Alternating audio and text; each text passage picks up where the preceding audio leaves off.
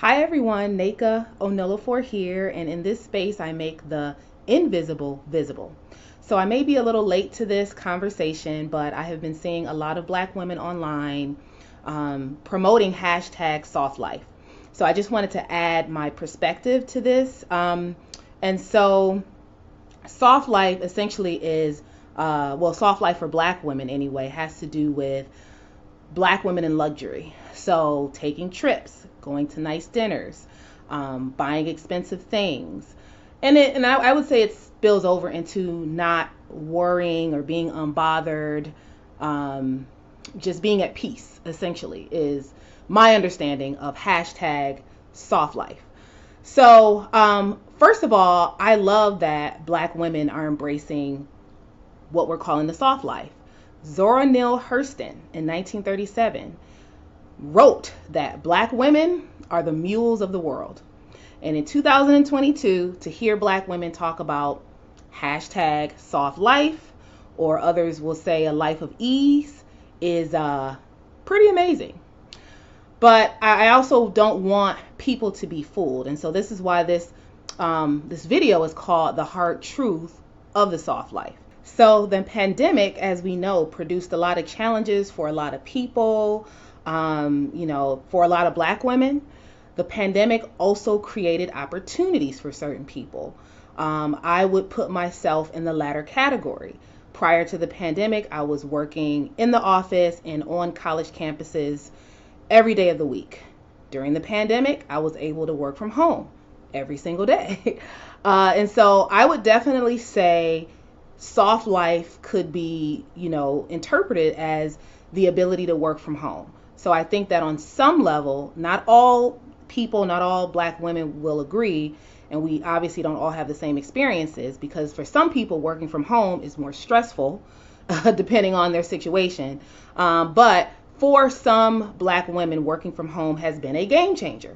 So I will say that I can relate to soft life as in regard to that. What people don't often talk about is the hard work and the labor that goes into even being able to live a soft life. So an example is social media, which we all know, and hopefully we know that it is an illusion oftentimes, and it is very fleeting.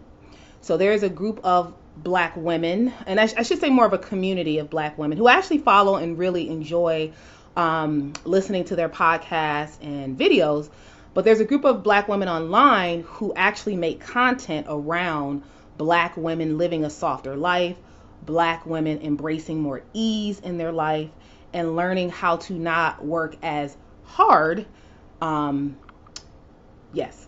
So the irony, though, is that the women who are creating this content are actually content creators.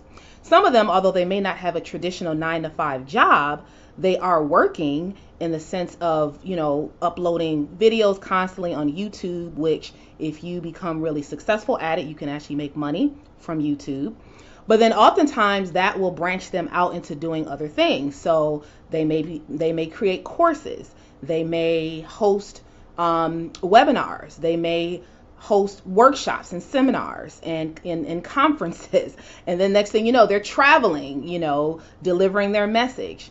All of these things sound great, and many of these things I actually want to do myself. The point is, they are making content about not working while actually working and actually, and making content about how Black women need to be less busy and need to embrace ease and peace, while at the same time they are very, very busy. And I can't speak to if their life is easy or not, but you get my point. So like I said, I actually really value this content, but I have to also put it in perspective. I don't want to be fooled into thinking that, oh yeah, let me just embrace this soft life, because even people who are promoting hashtag soft life are not necessarily living the softest life that they can live. Another example is being a content creator.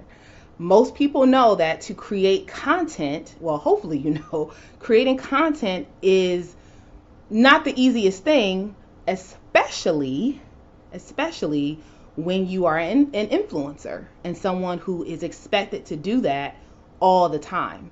So when you go out, whether you're at a restaurant or you're just lounging at home, whatever it is, you always have to be thinking about, what is my next post going to be about? What is my next video going to be about? And if you are getting endorsements and sponsorships, you have to constantly be promoting these products. That is not, in my opinion, necessarily soft life.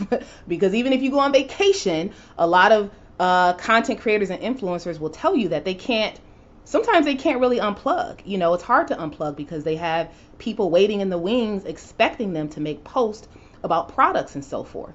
So again, but these are people who are promoting hashtag soft life. These are people who you see in Dubai somewhere saying hashtag soft life, whereas you don't realize that how they got to Dubai was they're probably working. So let us not be fooled by any of this. Let us not be fooled by people who are telling you to quit your job while they are working. They are making content about you quitting your job, but they're getting paid for making that content. Let us not be fooled by that.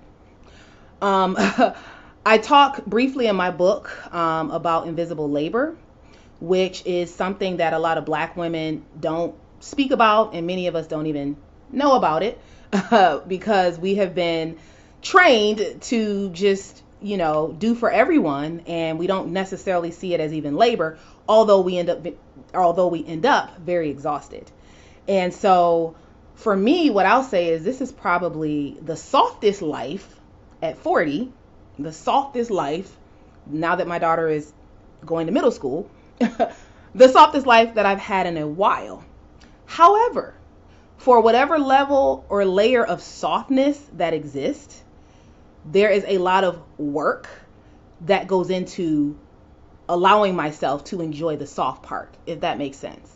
So, an example is that typically on Sundays, I spend a significant portion of time in the kitchen cooking for my family. That is, and I actually enjoy it, but at the same time, by the time I'm done, sometimes it could take hours. And by the time I'm done, I'm usually, a little tired. And so again, I do it. There's a reason why I do it. It benefits me. It benefits everyone in the house. However, that's still a level of work. I'm not necessarily ordering Uber Eats every single day, because the reality is if you are ordering Uber Eats or going out to fancy restaurants multiple days of the week, that is draining. That is going to drain your budget. That means that it's going to be harder to have the hashtag soft life and go to, Dubai or Turks and Caicos or wherever you want to go. It's going to be harder to do that if you are not on some kind of budget as a regular American. I'm obviously not speaking to people who are wealthy.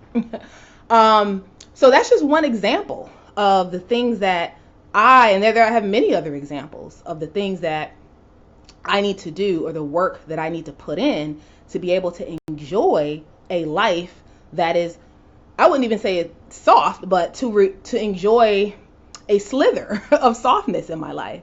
So I'm not going to sit here and lie and make it look like, you might see me in Miami or, you may see me traveling somewhere and people can assume that my life is soft. They have no clue how hard I worked, how much vacation time I saved up, all the steps I took to even be able to have a vacation. No one knows that. So again, social media is fleeting.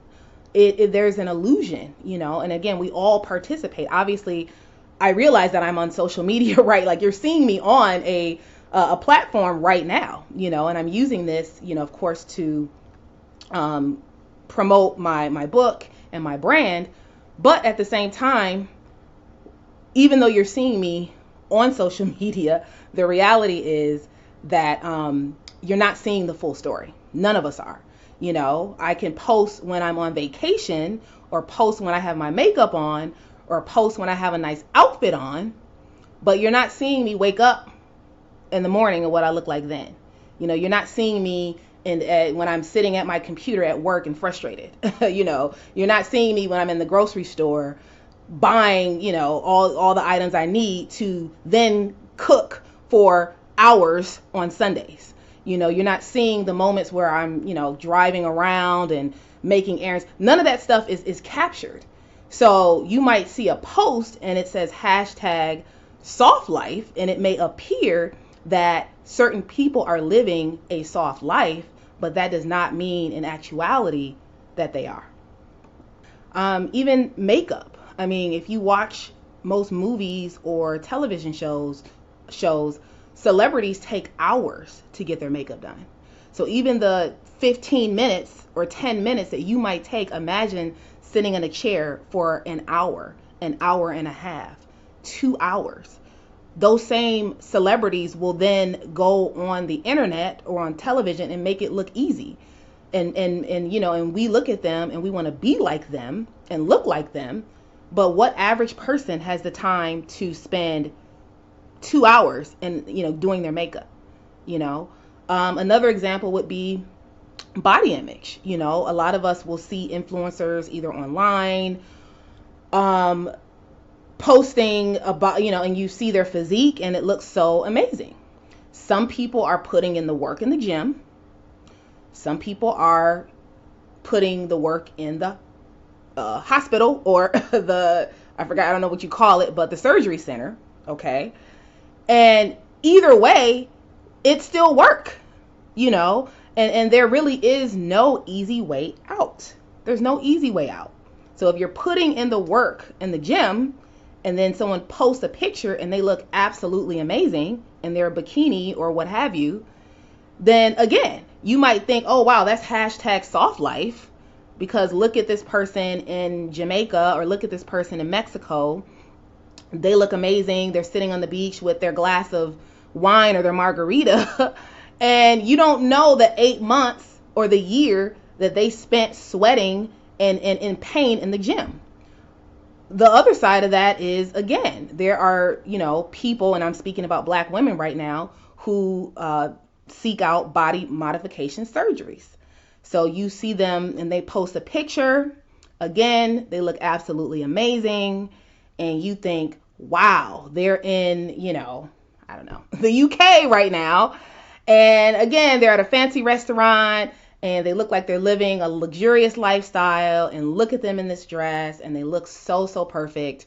And you don't realize that they spent the last 6 months in a faja in pain. And they, back and forth to doctor's appointments and all type. You don't know what people are doing to appear to have a soft life. So again, this is the hard truth. The truth is, my real opinion, I don't think anyone has a soft life. I really don't. I think you can have slithers and moments of soft, but I think life is work, period. Regardless of how you look, regardless of, it's work. In my opinion, my 2 cents, not that anyone asked me, the real soft life is emotional intelligence. The real soft life is not caring what anybody thinks about you. The real soft life is being comfortable in your skin, like really comfortable. And the real soft life is even when you're uncomfortable in your skin, you work as hard as you can to become comfortable. The real soft life is knowing that you can change yourself if you want to, and making the decision from your own mind if that's what you want to do. Not based on someone else's perceptions of what you should do, but you making that decision.